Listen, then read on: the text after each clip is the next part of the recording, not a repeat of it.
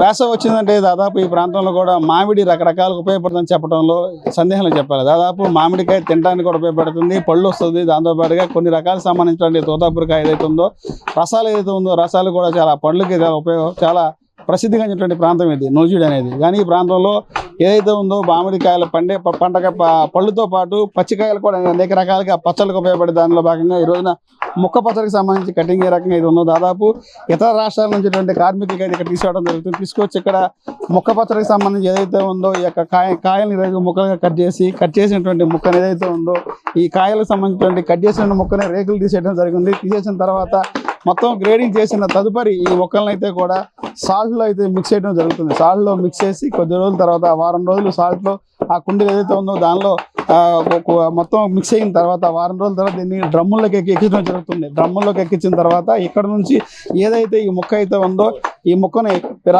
వివిధ ప్రాంతాలకు వివిధ రాష్ట్రాలకు సంబంధించినటువంటి ప్రాంతాలకు ఎక్స్పోర్ట్ అయితే చేయడం జరుగుతుంది. ఈ ప్రాంతం ఏదైతే ఉందో ఇక్కడ ఉన్నటువంటి ఈ మామిడి మొక్కలు ఏదైతే ఉందో ఈ మొక్కల్ని ఈ పచ్చడికి సంబంధించిన మొక్కలకు సంబంధించి ఏదైతే ఉందో ఒరిస్సా, బీహారు, బెంగాలు తదితర ఇట్లా కలకత్తా, ఉత్తరప్రదేశ్ సంబంధించినటువంటి 5-6 రాష్ట్రాలకు సంబంధించి ఇక్కడ నుంచి ఎక్స్పోర్ట్ అయితే జరుగుతుంది. దీనికి సంబంధించి చుట్టుపక్కల ప్రాంతాల్లో ఉన్నటువంటి మామిడి తోటలు అనేక తోటలకు సంబంధించి కూడా ఈ చుట్టుపక్కల తోటలన్నీ కూడా రైతులంతా కూడా ఇక్కడ ఇదే కంపెనీ తీసుకోవడం జరుగుతుంది.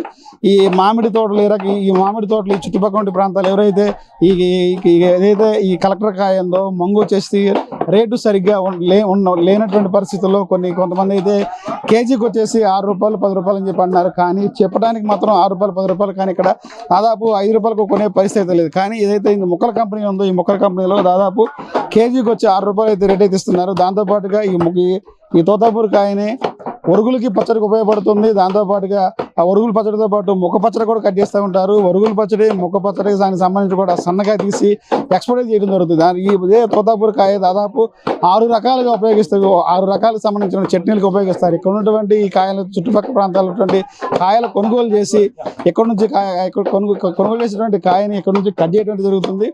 ముక్క పచ్చడి కూడా కట్ చేస్తారు, తర్వాత ఒరుగులు కట్ చేస్తారు. ఈ 2 రకాలకు సంబంధించినటువంటి ఈ తోతాపూరి కాయ ఈ తోతాపూరి కాయ వల్ల అనేక మందికి ఇక్కడ ఉపాధి కల్పిస్తున్నారు. చుట్టుపక్కల గ్రామాల్లో మహిళలకు సంబంధించి ఎండకెళ్ళకుండా వారికి ఉపాధి కలుగుతుంది. దాంతోపాటుగా ఈ మొక్కలు కట్ చేసేవారు కూడా ఇతర రాష్ట్రాలకు సంబంధించిన వాళ్ళకు కూడా ఉపాధి అయితే కలుగుతుంది. దాదాపు ఈ ప్రాంతంలో ఈ కంపెనీ రావడం వల్ల దాదాపు 4-5 గ్రామాల మంది ప్రజలకైతే ఎంతగానో ఉపాధి అయితే పొందుతున్నారు.